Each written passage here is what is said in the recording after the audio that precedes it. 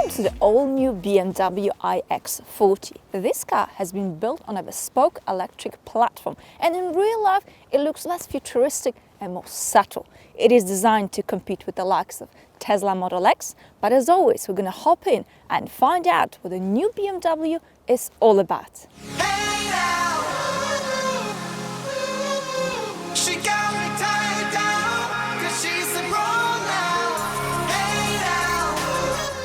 Alright, let's sneak a little launch control. So the road surface is icy, it is slippery, and I am wondering what is going to happen.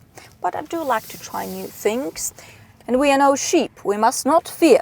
Que sera, sera. So let's put you into sport mode, foot on the brake, foot on the throttle, and I think that's all I can do in order to boost my performance. Alright, let's go BMW.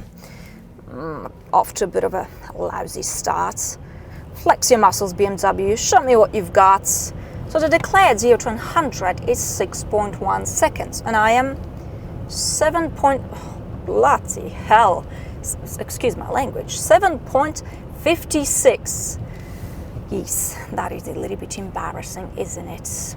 And I can only use the road conditions in my defense. That's all.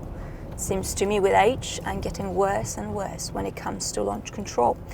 They say you get wiser with age. I just want to be faster. I don't want to be wise, I want to be faster. Anyway, the top speed is 200 kilometers an hour, which is 124 miles per hour. And I can't help but wonder, why am I talking about top figures? 7.56. Oh dear.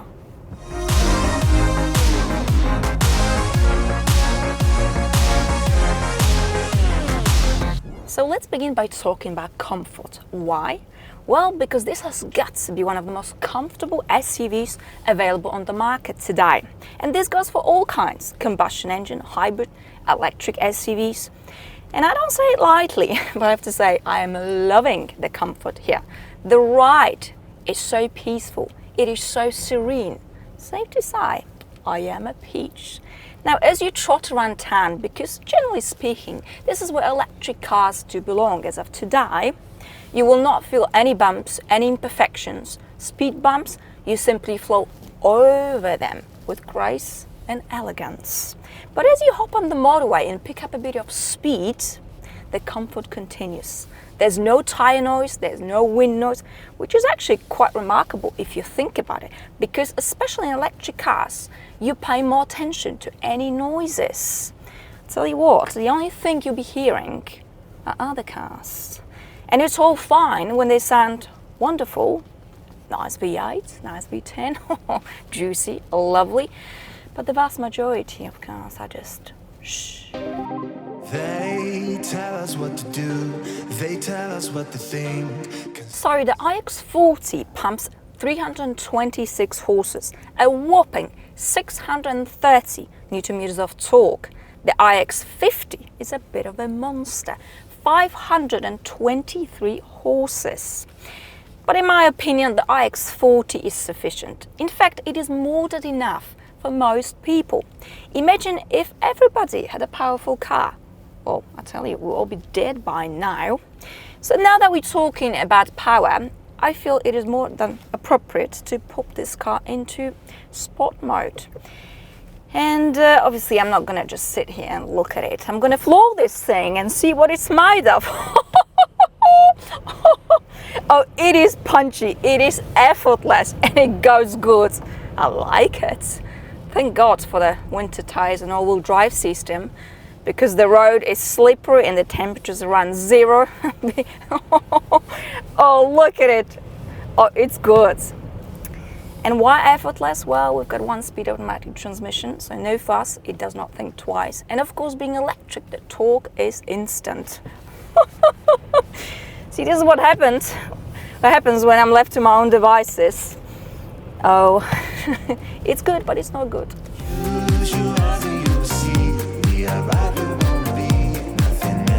Okay, and what about being a passenger in iX40? So I have adjusted both front seats for my height, which is just over 1.7 meters, 5'7", and look at this knee room.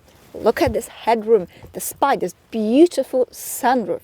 Now, because this car has been built on a bespoke electric platform, we've got batteries sitting under the floor. We also have a completely flat floor in here, which means you can easily and very comfortably sit 3 adults. Well done, this is a proper 3-seater. And if you don't have 3 adults, you can have a proper armrest. That's right, the cup holder is here. Lovely. Overall, I have to say, BMW has done really well. Say that we are young. Okay, let's check the boot space. Electronically operated tailgate, it works every single time. So we have 500 liters of space. The shape of the boot is very practical. The floor is completely flat, so easy access to slide items in and out. We also have underfloor storage for all your cabling. Very neat and tidy, lovely. You can, of course, fold the back seats down, and it's electric, convenient. And that is enough about the boot. Anyway, let's cool our jets off before we run out of electric juice. So back to personal modes. All right. So lights, we are not. This car weighs just under 2.5 tons. And this is the unladen weight, which means no passengers, no clutter.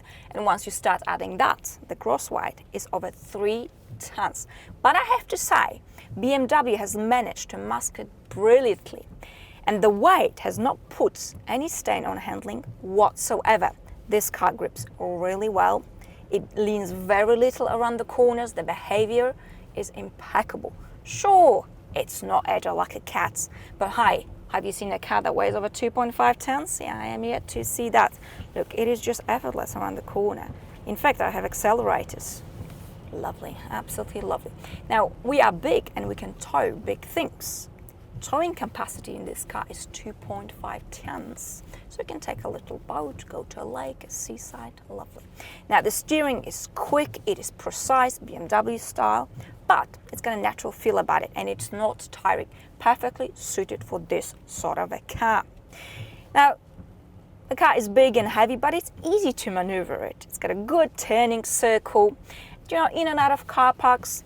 Don't let the size of this car scare you. I mean, we're nearly 5 meters long, but still good all-round visibility. We've got the high-tech surround view cameras to support your parking behavior.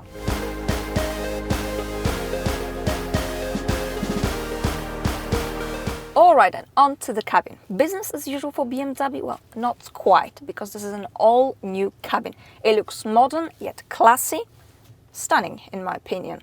And BMW has done really well here.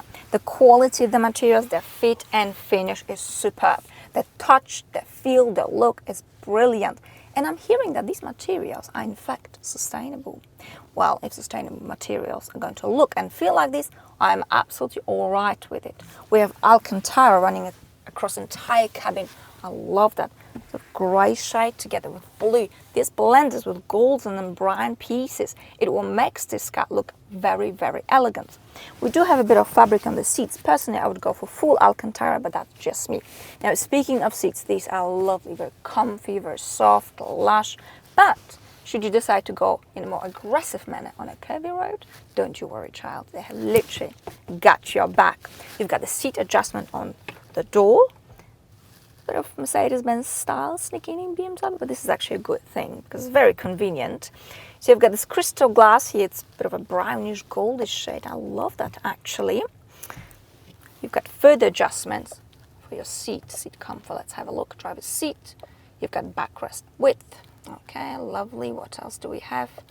Lumbar support, so you can play and fiddle with these settings. You've got also seat massage. We're going to pop that in. It's subtle, but it does the job. And most important, it puts me at ease. Oh no, better turn it off because my battery life is a little bit low. Okay, so that's that. Going back to the door, so we've got the door handles here. You have to actually look for it and you have to twist your arm a bit. Really, BMW? I mean, what was that about? And the door handle is very thin and plastic and a bit sharp. And it doesn't completely work with the whole cabin. I mean, please BMW, just get that fixed for goodness sake. Let's jump straight into practicality. Large bottle of water it is. You can easily fit in the side pocket in the door bin. You've got more space here, so the door bins are very, very big. And also pop that bottle down here, lovely.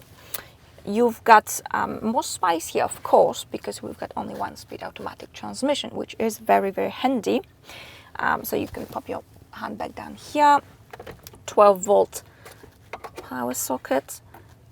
If you're smoking, please don't. I plug in my Magic Box from Race Logic here. Very, very convenient. 2 USB-C ports, wireless mobile charging. Overall, it's just lots of space in here. More space here. Very, very Germanic. Lovely glove box. It's on the smaller side, but you can still jam a few bits and pieces in there. The steering wheel, got a bit of a bizarre shape. Flattish bottom, flattish top. It might look strange, but actually, straight away you hop in, you start driving it, it feels like absolutely natural. Unlike some French cars, like for example Peugeot 508, I remember the steering wheel, it looks strange, it looks quite funky, but it does take a bit of time to get used to. It's not the case here, it just feels very natural. I remember driving Smart and they literally chopped half the steering wheel and I thought it's going to be fine. Oh no, sweetheart, it wasn't, it was disaster. You couldn't turn, you thought, oh my God, it nearly caused a collision.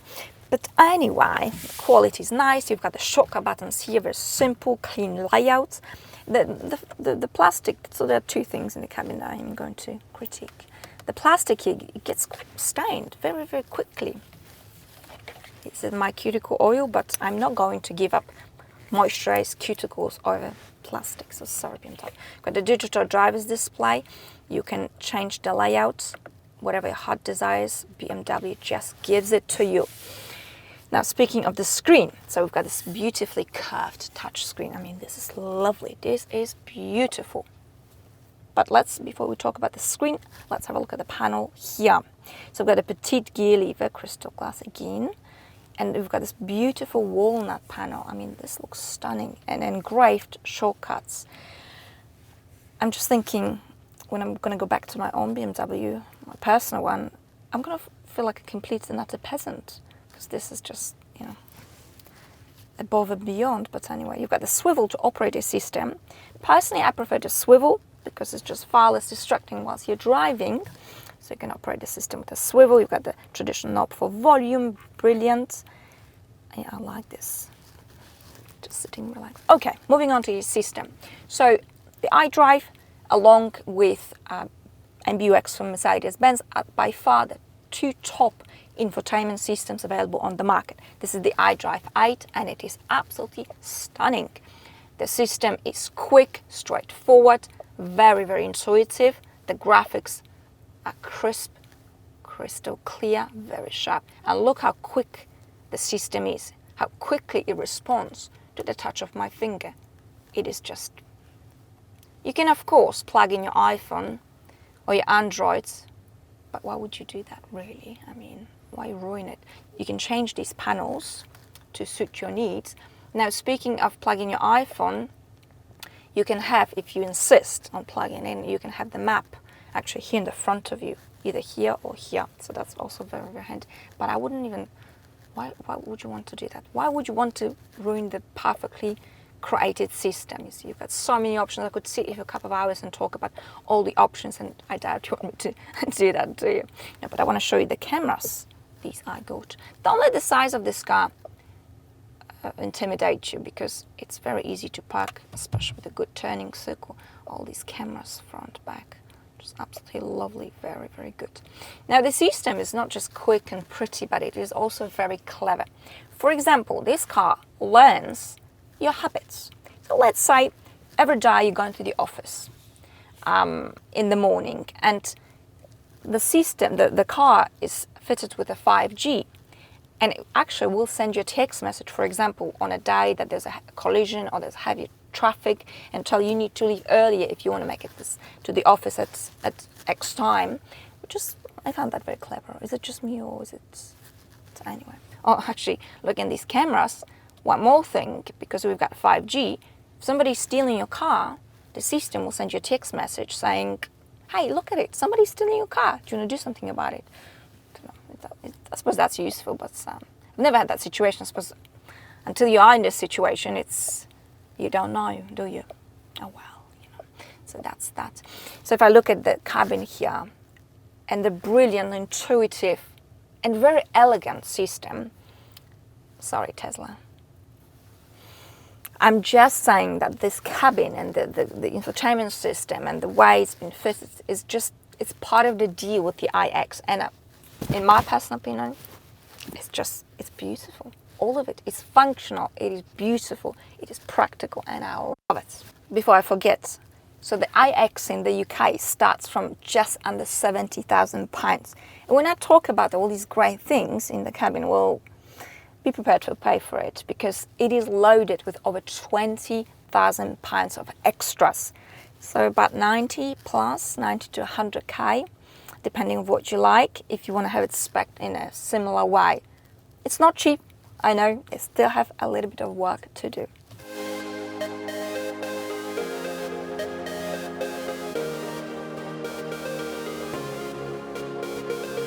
So in many electric cars, the brakes, they aren't that great. They are grubby, they are greedy, and you just can't get it right. It's not the case here, just like with BMW iX3, which I have reviewed recently. I put the link to the video somewhere on the screen. The brakes here are smooth. They're not too sharp, they're not too soft, they're just right. But what I do most of the time is actually drive in what's so-called the B mode, which is a braking mode. What this means, I am only using the throttle pedal. I am not touching the brake pedal, because as soon as I lift my foot off the throttle, the car slows down and it will come to a complete stop. There you go. It is very convenient, I love it. But it also charges your battery. It's not much, but as I always say, every bit helps. Now, speaking of batteries, so the iX40 has 71 kilowatt hour batteries, and BMW declares a maximum electric range of 425 kilometers. Well, you can put that figure straight to bed right away, because the more realistic figure is a consumption of about 21 kilowatt hours per 100 kilometers, which makes it a range of 355 kilometers. You probably can get a little bit more in the summertime, but you can easily achieve that in the winter time when you trot around town, or you drive short distances at lower speeds, no problem at all.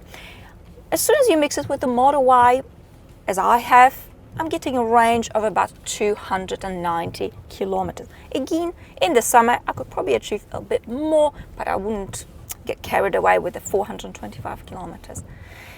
Maybe in the summer, maybe in town, maybe, who knows.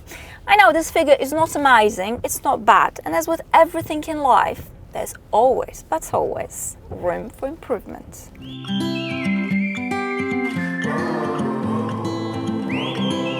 Now on to charging. So using a wall box at home, 7 kilowatt hours, it will take you 11 hours to charge this battery. If you go for the more powerful iX50, it will take you 16 hours to charge it at home. So, moral of the story, if you're doing a lot of driving in this car, you do need access to a fast charger, because 150 kilowatt hours charger, you can take the iX40 from 10% to 80% in just 30 minutes. If you need a quick top up, a range of 145 kilometers, which is 90 miles, it will take you just 10 minutes using the fast charger. So that's not bad at all. My overall thoughts on the iX. I actually really like this car. It's probably one of the nicest electric cars I've driven. And BMW really is showing not just class, but competence. I mean, the ride here is absolutely peachy. The car is luxurious. It's got a wonderful technology, great driving dynamics. It is fluffy, it is heavenly. And what else? This is exactly what I'm wishing you. Have a fluffy and heavenly day. And I shall see you all very, very soon. Thank you so much for watching. Bye.